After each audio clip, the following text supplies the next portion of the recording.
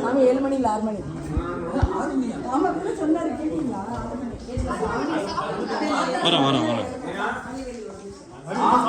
வரேன் வரேன் உட்காந்துட்டேன்.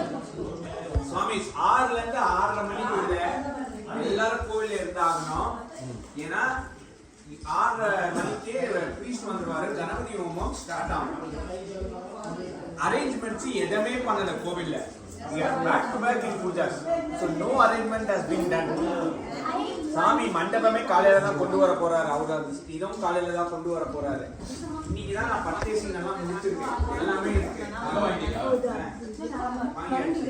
சோ நாளைக்கு காசு போற ஐட்டம் யாராவது சாமி பூஜை அது ஒருத்தர் வாங்கி வரணும்.